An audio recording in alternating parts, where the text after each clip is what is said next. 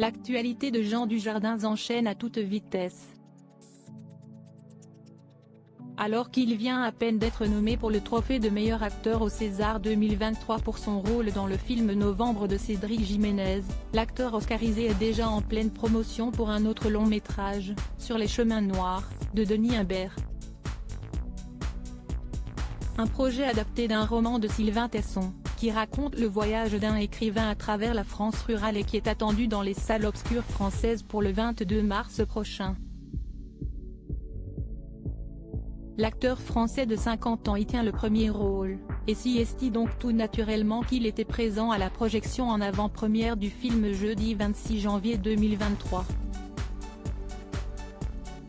Celle-ci avait lieu au cinéma Pathé Gare du Sud à Nice et outre l'interprète d'Hubert Bonisseur de la base dans la saga OSS 117, on a pu apercevoir Denis Imbert, le cinéaste qui a mis en image le projet, ainsi qu'un autre grand nom du cinéma français, François Cluzet, venu avec sa femme Nargis Falcoz pour l'occasion.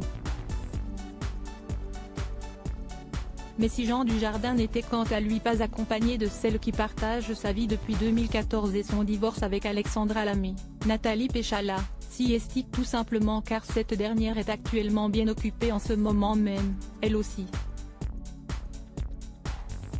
La mère de ses enfants Jeanne et Alice se trouve à plusieurs milliers de kilomètres de son amoureux. En effet, l'ancienne sportive professionnelle de 39 ans est actuellement à Espoo, en Finlande, pour les championnats d'Europe de patinage artistique.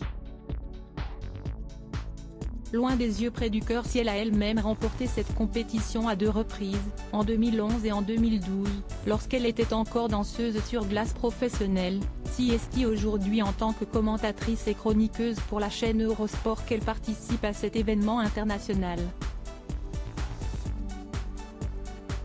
Elle n'hésite d'ailleurs pas à partager son travail et les coulisses de ses championnats sur ses réseaux sociaux, en particulier par le biais de son compte Instagram où elle est suivie par près de 74 000 personnes.